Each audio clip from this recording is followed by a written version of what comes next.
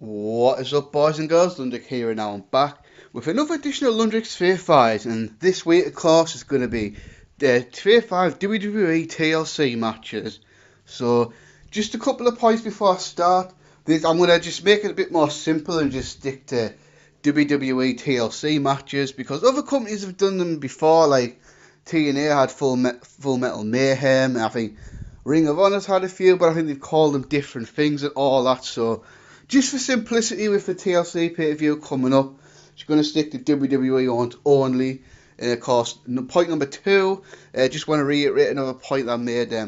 TLC 3 with Chris Benoit and Chris Jericho is not on this list because I've mentioned before. I don't put Chris Benoit matches on Fave 5 lists. I've already explained that in the prior video, so I don't really want to get into it in too much detail now. And yeah, and obviously, just sticking to TLC. So the Triangle Ladder match in WrestleMania 2000 is not on this list because it wasn't built as a TLC match. I mean, yes, he did use tables in that match, but overall it was a ladder match. So that'll be one for a different list. So that's it, guys. And let's get to the list. Coming in number 5, we got 2002 on Monday Night Raw, October 7th, 2002. Roulette in Las Vegas, and that's Fatal 4-Way TLC match for the WWE Tag Team titles. Supposed to be Kane the Hurricane, but it was just Kane, which I'll explain in a second. Team number 2, Bubba Ray and Spike Dudley, Rob Van Dam and Jeff Hardy, and Chris Jericho and Christian. Now, I can't remember the complete story behind this, like why all these teams were in this match or whatever, but so Raw 2002, yeah, we don't want to get into too much detail about that, but this was definitely a bad period in Raw history. I mean, this was the same time SmackDown was awesome, but Raw was really struggling at the time. I mean, this was, yeah, I just don't want to get into detail about that. But they pulled out an absolute gem of a show on this Raw, so they came to Raw in Las Vegas, and they came up with this concept called Raw Roulette. And what did that mean? So every match that was booked on that show had a special stipulation, and the stipulation would be determined by spinning the wheel, and whatever the wheel lands on, that is a stipulation. So obviously we've seen stuff like this before, probably most famously the whole spin the wheel, make a deal at Halloween Havoc 1992, which of all things landed on a coal miner's glove on a pole match. Yes, that really happened. But yeah, this is probably one of the better examples. I mean, you had some interesting stuff that night. I mean, I think you had Chris Jericho and Booker T in a cage match. Triple H and D'Lo Brown had a blindfold match, I think. Al Snow and Willie Regal had a Las Vegas Showgirls match where Regal had to dress up as a Las Vegas Showgirl. But obviously, so the main event was going to be a match for the tag team titles, and then it failed it landed on TLC. So what was interesting though, obviously with the brand split, partners were split up now, and 3 of the people in this team, so Bubba Ray Dudley, Jeff Hardy and Christian, were TLC veterans, of course, being in the Hardys, Dudleys and Edge and Christians. So they all had to find a partner. So obviously, this is when Devon was on SmackDown. I think he was just finishing up doing the Reverend Devon thing, but he'd be back on Raw the next month. So Bubba Ray and Spike Dudley had teamed up from time to time during that time. They weren't a regular tag team, but they did team up on occasion. So Bubba Ray and Spike Dudley were together in this match. Jeff Hardy chose Rob Van Dam as his partner, which was pretty cool. And then we had Christian started a pretty underrated tag team with Chris Jericho that night. I mean, I think Jericho and Christian had a pretty good run on Raw in 2002, 2003. And at the time, the tag team champions were Kane and the Hurricane. And yeah, I know how random as fuck that seems, of course, at the time. Kane was the Intercontinental Champion, and Kane was about to face Triple H to unify the World Heavyweight title and the Continental titles in No Mercy. We don't need to get into detail of that feud. I mean, all I need to say is Katie Vick, and you probably should have. So before the match, Triple H and Ric Flair took out Hurricane. So Kane's about to go alone. So although there wasn't any real story behind this match or anything like that, it was just 8 guys in the ring, total going nuts. But it worked. It was a really great match. Obviously, it wasn't as good as some of the original TLC matches. I mean, those matches were ridiculously high standards and all that. But this match was pretty damn awesome. It was pretty much all the carnage you expect and all that. I mean, That's what I expect from these type of matches. I mean, I think that's what makes wrestling so great. A match can be awesome for a lot of different ways. I mean, obviously, a match could be awesome because it's a real technical classic and all that. So you could have like 30, 40 minutes of just good wrestling action, or stuff like Okada versus Omega, which has a little bit of everything in there. Or a bloody brawl could be a pretty great thing to watch. Or sometimes even a comedy match can work. But in this case, it was just cause as much carnage as possible, take as much ridiculous risks. And obviously at the time, I think the expectations were, because of what the Hardys, Edge and Christian, the Dunners had done, you had to constantly try and outdo the last one. But it got to the point where it was untoppable, but they gave it a good try. I mean, there were some great spots in here. I mean, I remember RVD did the Van Terminator in this match. And obviously the pace was just awesome and all that, although this is one of the first TLC matches with there was a real casualty in there. Some point in the match, Bubba Ray Dudley suffered a massive concussion.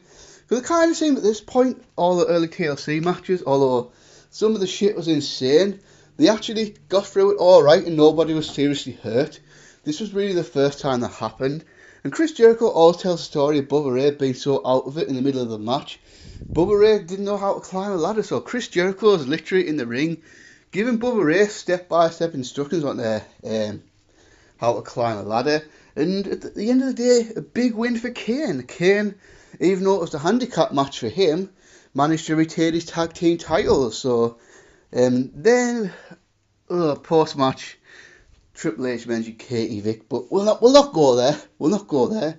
But actually, if you haven't seen this match before, probably check it out, because it's probably one of the more forgotten TLC matches, probably because of like the Hardys, the Dudleys, and Edge and Christian's TLC matches. Probably more people even remember the one with Benoit and Jericho. But this is a really, really great TLC match. You should definitely watch it.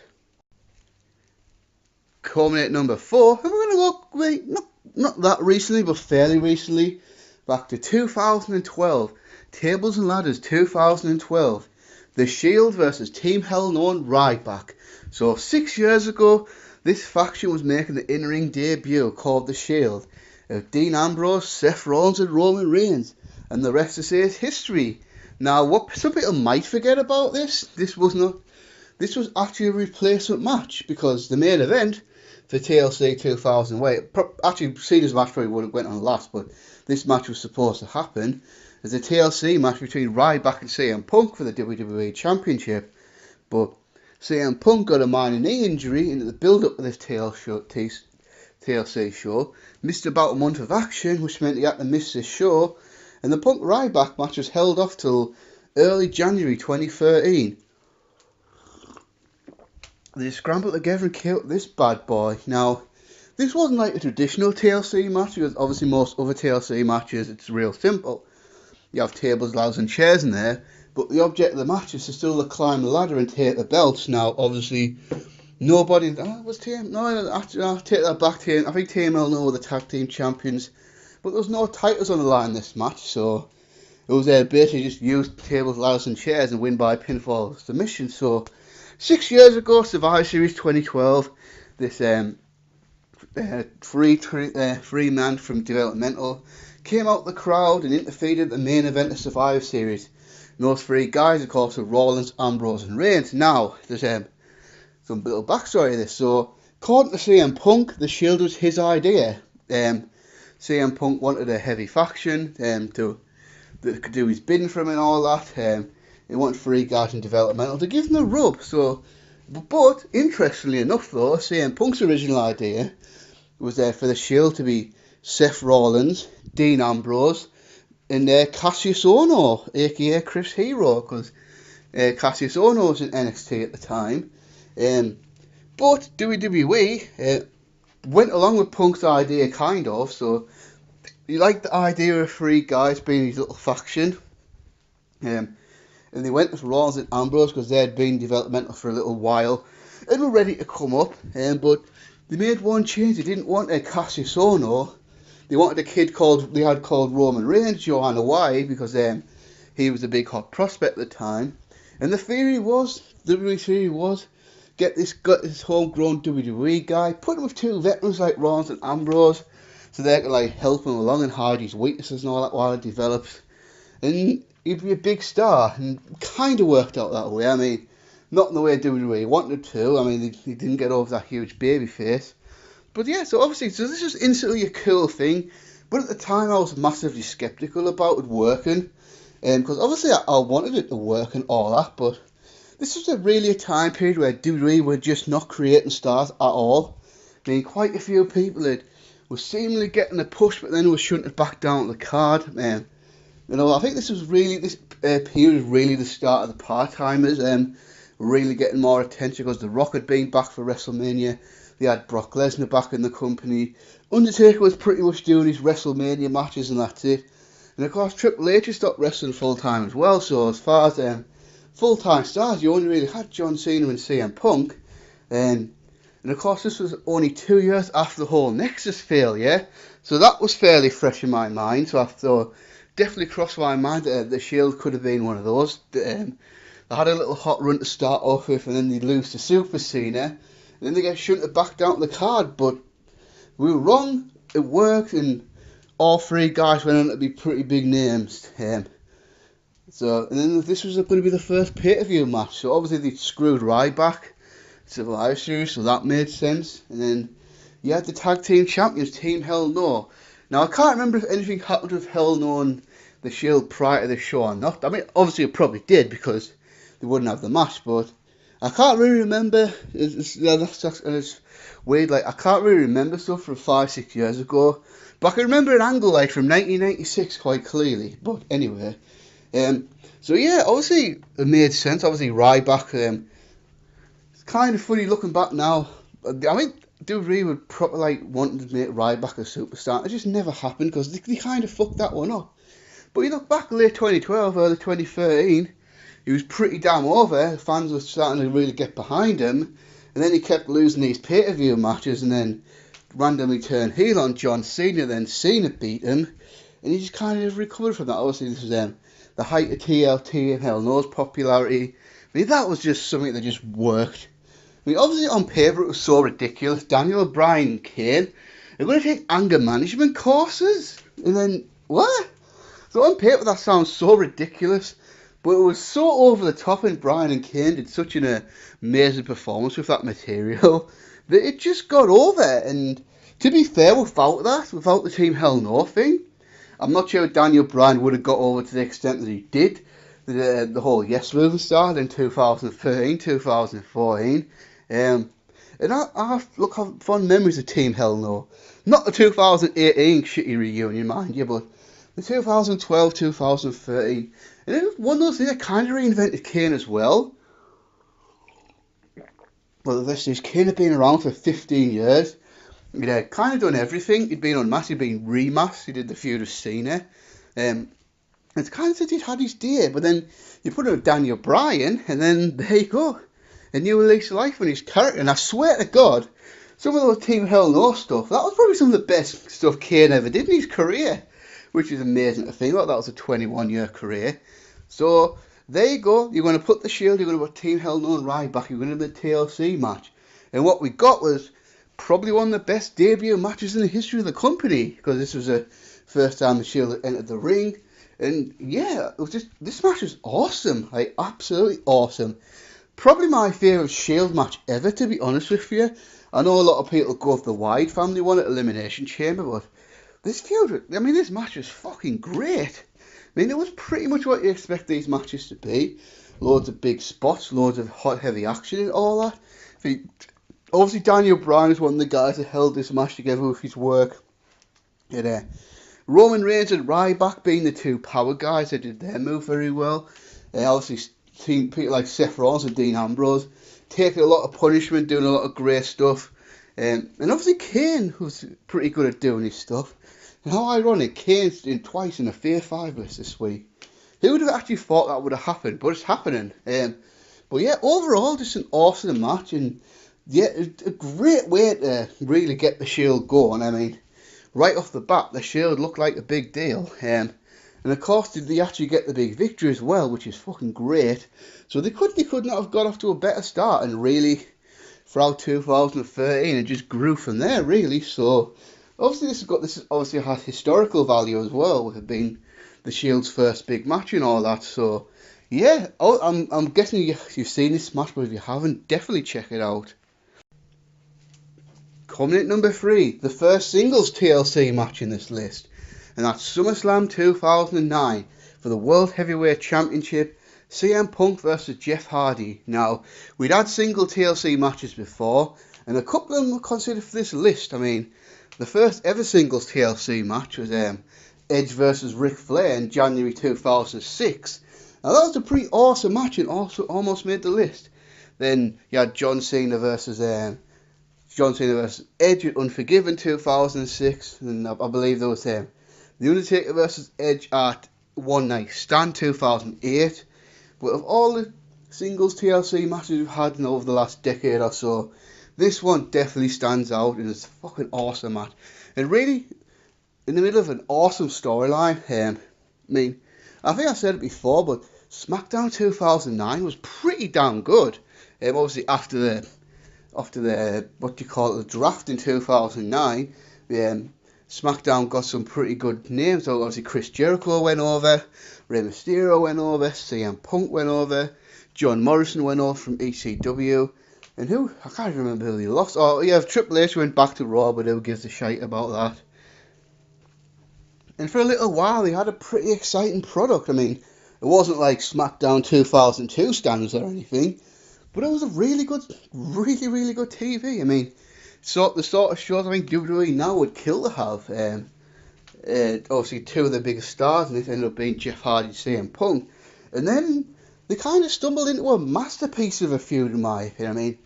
I think the CM Punk Jeff Hardy feud of 2009 is probably one of my favourite feuds of the last decade. It was something special. I mean, just something that was just magical. That just happened organically and all that. I'm actually trying not to burp there. So when CM Punk came to SmackDown in 2009, it was from the back of a failed world title run in 2008. But not going to go into details about that because that's a fairly long story. Then 2009 rolls around, he wins his second Money in the Bank, and then he's going to SmackDown, and then the hope is, well, at least this time if they could build him up a little bit more and then have him win the title again. And then he won the title at Extreme Rules 2009. Jeff Hardy had just beaten Edge in a big ladder match. Then CM Punk came in and cashed his Money in the Bank. They become the World Heavyweight Champion, which you would think was a heel turn, but it was, but not quite. I mean, he didn't turn heel right away. I mean, it took him a while to turn heel. So it kind of started off as a little bit of respect. And then CM Punk starts making little jabs about Jeff Hardy's past and all that. And obviously, he'd done the straight edge before, but he started doing it in a heelish kind of way, like, you will be straight edge because I'm better than you type thing. Obviously, it was a character that he had in Ring of Honor back in the day.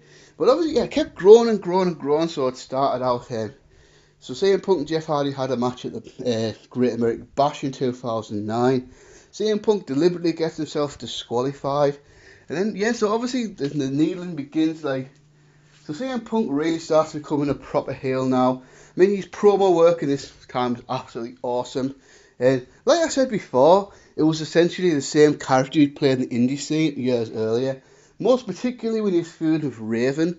But now he was just doing it for a international audience. So, and yeah, that's what I loved about it. It was so believable, in my opinion. I mean, obviously, you see a guy like CM Punk who's straight edge, doesn't drink, doesn't do drugs, anything like that. I mean, I'm sure his life is being called antisocial, is being called boring, all that.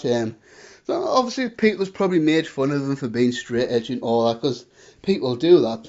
Then you got a guy like Jeff Hardy who lives his life his own way. He's got the party lifestyle. He's had drug violations and all that. Yeah, he's loved by the fans and all that. Obviously, he's got the respect of the fans and all that, and people love him. So, to a guy like CM Punk, that's probably insulting to him. So, I completely buy that a guy like CM Punk would have a major problem with someone like Jeff Hardy. And I could also buy that a guy like Jeff Hardy would be pissed off with CM Punk's holier than thou attitude. Because I think that is a perception that a lot of people straight edge have, this holier than thou than I am better than you attitude.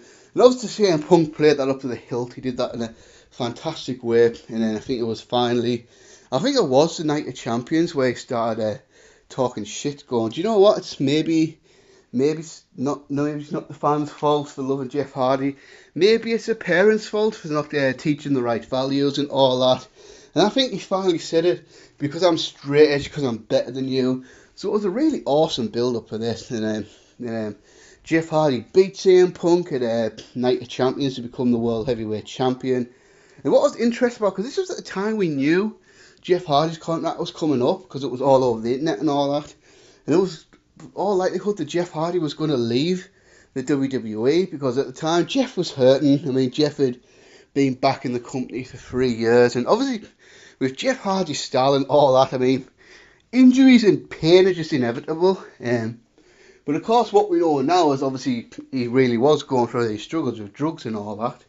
And Jeff decided to bow out with WWE for a while, but of course we thought a while was going to be like 6 months, maybe a year, but it took him 8 years to come back, because obviously he had his drug bust, he had spent time in jail, he's had his TNA running all that time, yada yada yada. So we pretty much knew Jeff Hardy was leaving soon. So it was quite a surprise when Jeff Hardy beat CM Punk for the World Heavyweight title at Night of Champions. Then we found out Jeff had signed a 1 month extension to his contract to extend the feud into SummerSlam. Now it's going to be a big deal. Now Jeff Hardy, CM Punk for the world title at SummerSlam. This is undoubtedly the hottest feud WWE had at the time. I think on Raw side you had DX and Legacy feud and John Cena, Randy Orton. But this feud was just so fresh, it was just so vibrant. I mean, there were two young guys as well, two guys in the early 30s, so two young guys in the prime. And I do recall when CM Punk started in ECW, because Jeff Hardy came back around the same time. Wouldn't it be cool if these guys had a match, a feud in the future? And yeah, it happened in 2009. It was fucking great. And I think it's in the build-up that CM Punk finally showed his dark side by beating up Jeff Hardy on a number of occasions. And this match was made tables, ladders and chairs for the World Heavyweight title. So really, this was really the start of CM Punk really getting over in WWE. Because like I said, he had his run in ECW, which was good. I did like CM Punk in ECW. But it was CM Punk in ECW. It wasn't really the big time or anything. Then he randomly won the Money in the Bank at WrestleMania, had the world title run on Raw. But that was just a flop, which, to be fair, not really CM Punk's fault for that. It was more of the booking. Then he went to SmackDown, got the opportunity to turn heel, and was doing the straight edge character that he did so successfully on the indie scene. And yeah, like I say, I mean, Jeff Hardy was the perfect guy to do it with, because there was legitimacy there. I mean, Jeff Hardy really had all these past issues with drugs, and of course future issues with drugs. So obviously it's better like Punk doing it to someone on Hardy than doing it on a squeaky clean guy like John Cena, because obviously John Cena's got no vices. Cena's got no history of embarrassing the company, and he's got no drug violations and all that. So it was really great. And obviously same, because obviously Punk's character could easily be a babyface, but Punk was such an arsehole about it that he was really great heel. And I've always said I thought CM Punk was a good babyface, but an amazing heel, and I always stand by that. So then we had a match to get to, and this match was fantastic. I mean, like I say, all the crazy stuff that you expect in the TLC matches, but it's actually more impressive in a singles environment, because obviously in the tag environment you've got 6-8 guys in there. You can rotate the guys, you can keep the pace going, but if you do a TLC match by yourself, you pretty much got to do everything yourself, haven't you? So obviously Jeff Hardy was a veteran in matches like this, and ironically this match took place on SummerSlam, and the original TLC match took place on SummerSlam, so 9 years apart. Great match. I mean, awesome sort of Hardy coming off the ladder through the table. He teased like the match was over. Then obviously they do a few more spots, and then CM Punk beats Jeff Hardy clean to win back the World Heavyweight title. So that was great. The old Jeff Hardy putting a guy like CM Punk over on the way out, and obviously he put him over again the following SmackDown, the steel cage match. And that was when Jeff Hardy left the WWE for like 8 years. But God, I love this feud, and I thought this match was pretty awesome as well. I mean, you definitely need to check this match out if you haven't seen it. Now, coming at number 2, obviously 1 and 2, you pretty much know what they're going to be, but obviously Now I say what number 2 is, you know what number 1's going to be. And that's tables, ladders and chairs from WrestleMania 17. The Hardys versus the Dudley Boys versus Edge and Christian. And really the culmination of that era of tag team wrestling. So I don't go into too much detail because I have talked about it in other videos before, but this whole thing really goes back to 1999 with the Hardys and Edge and Christian starting the rivalry. Obviously at the time, I think the tag division needed a boost. The New Age Outlaws are still around, but I think they've had the best days. And of course, Billy would get injured in 2000. Then there was people like the Acolytes and all that, which is cool, but I think the Acolytes were much better in APA skits and having wrestling matches all the time. I mean, they'd had main eventers be tag team champions like the Big Show and the Undertaker and the Rock and Sock Connection. But then there was these young guys, the Hardy Boys, Edge and Christian. This was the time with Austin, Rock, Triple H, etc. So it was a really hard time to get noticed because there was so much top talent. So Hardys and Edge and Christian, they were going to get over by doing a lot of crazy shit, and then they had this big match at No Mercy in 1999. That was a ladder match, so that's not going to be on the list. But that match is definitely must see if you haven't seen it. It's probably for all the stuff they did in the TLC matches, wouldn't have been possible if that groundwork hadn't been built of this match. So obviously they pretty much took the ladder match into the new millennium, just upping the ante and doing all these awesome spots, and the craze was created. Then of course the Dudley Boys came along. Dudley signed in summer 1999. It didn't really get over at first in the WWF. I don't think that was their fault really. I don't think the WWF really knew what to do with them at first, because the old Bubba Ray stutterer gimmick was just awful, to be fair. And yeah, it wasn't really. They changed up the look in early 2000 to the more familiar camouflage look, and started dropping the stutter thing and started being the badasses they were in ECW. So they targeted the Hardy Boys who were putting people through tables. And Hardys and the Dudleys had a awesome tables match at the Royal Rumble 2000, and then that led to the Dudleys win the tag team titles at No Way Out, and the whole triangle ladder match at WrestleMania 2000, which that was an amazing match, and that was kind of the precursor to TLC because they used tables and stuff in that match. And that led to later on SummerSlam 2000, Mick Foley making Edge and Christian versus Hardy versus Dudleys in a TLC match, which don't worry, we'll get to that. And then 2001 came around. I think all the teams have been around for a while now. Hardy's have been around for a couple of years. Dudley's been in for a while. Edge and Christian have been 7-time tag team champions. So they decided to blow off this rivalry at WrestleMania 17 in another TLC match. Although now there was a slight twist to the rivalry. Everyone had a rival now on the team. So the Hardy Boys had Lita, then two guys from ECW came in around the same time, because ECW died in January 2001. But before the invasion started, WWF did cherry pick a handful of ECW talent, and that was just incredible. Jerry Lane, Tajiro's in there, and then these two guys. So obviously, Rhino had made his debut in the WWF. Edge and Christian's heavy type thing.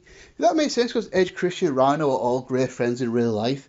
And then Spike Dudley came to the WWF to be with his brothers, wink wink, the Dudley Boys. So the Dudley Boys are then kind of a three-man team now with Bubba, Devon and Spike. So that was pretty cool. Within the build-up of this, you had Rhino take out both Spike Dudley and Lita. So yeah, now they had a hell of a lot to live up to really with the standards of the matches they had before. Because I think at this point, it was getting to the point now, okay, what can these guys do to each other now without someone actually dying in the ring or something? Obviously, we had a big show like WrestleMania. That was probably the biggest show WWF ever had since like WrestleMania 3. And I thought they had a great match. I've said before, I do think this match is a bit overrated, because I do like the other two matches a lot better. Because I just feel like we'd seen a lot of the spots before in previous matches. And these guys, I think they were rushing through all the spots really just to get the crowd as much shit in as possible. Now, as fun as that might be, that is fun, fair enough, but I do like a drawn out match more with a little bit more sell in it. But this match is awesome. I mean, on that card, WrestleMania 70 had so much shit. This was definitely one of the highlights, and I think I will talk about WrestleMania 70 in the future, there's no doubt about that. But yeah, obviously just some of the stuff they did in this match was just insane. But then they had a neat little twist of all the rivals running in to do spots as well. I mean, obviously you had Jeff Hardy coming off the super high ladder. I think Matt and Bubba went off the ladder over the ropes through 4 tables. Just a lot of crazy shit. I think they did the whole Jeff and Devon hanging off the belt spot. Then of course, obviously the main one that comes to mind is Edge spearing Jeff Hardy with Jeff Hardy hanging off the belt. I mean, that one's been through the highlight reel about 1,000 times, and so it should. It was a fucking awesome spot. But then Edge and Christian go on to retain the tag team titles. Awesome match, and really an end of an era, really, because after that, obviously, a year and a half went by.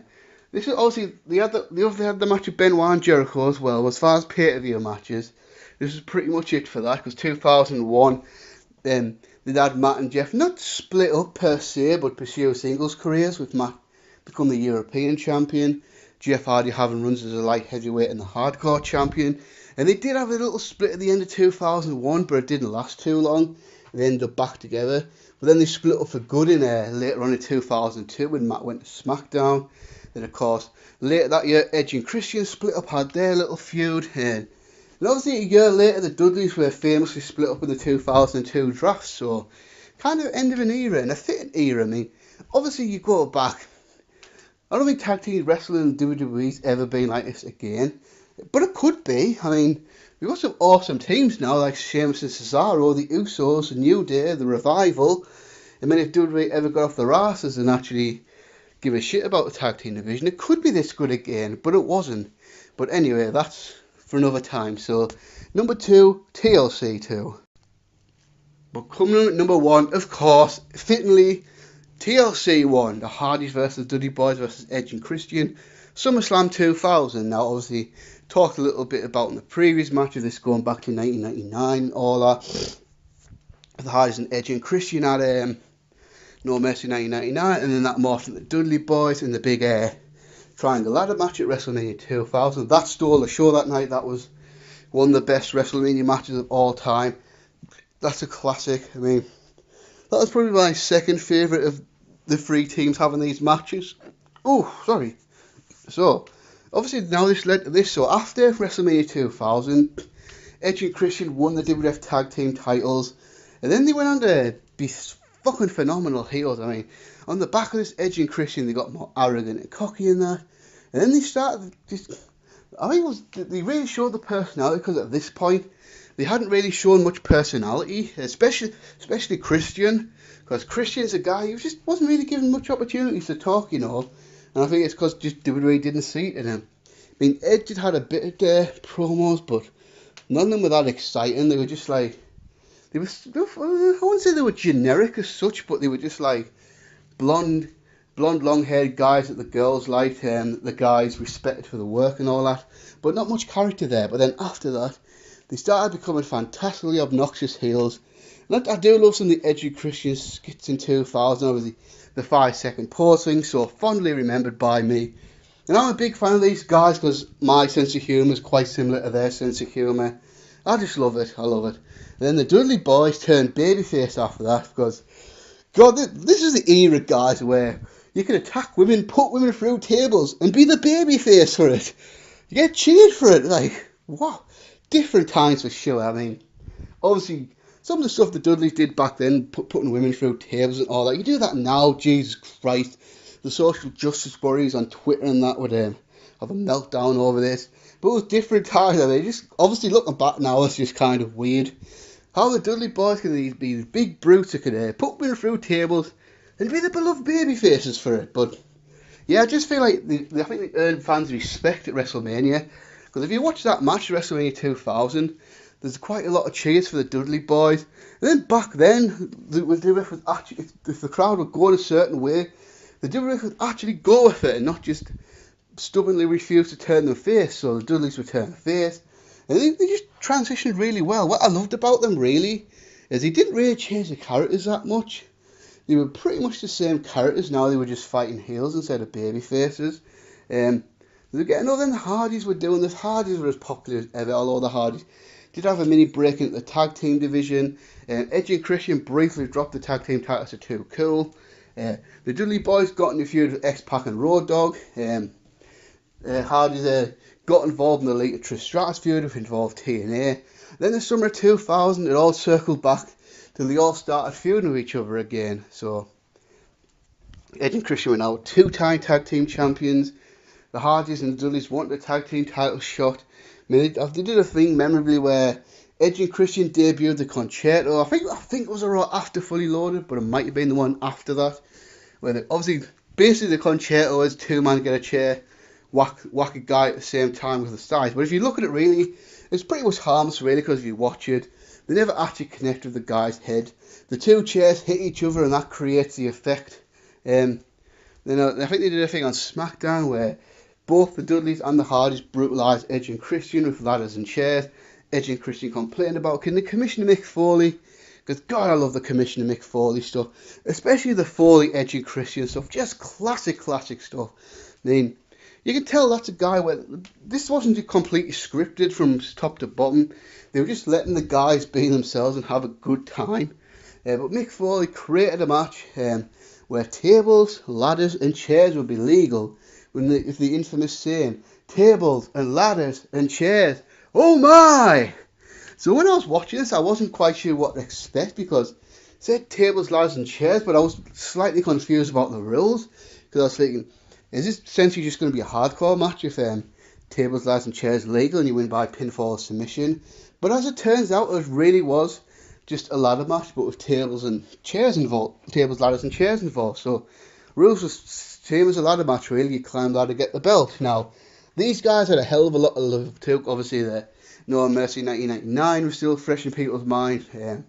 Triangle ladder match stole the show. And dare I say it, the guys absolutely topped themselves in this match. For me, this was the best match of the bunch. Not by far, but it was the best match of the bunch.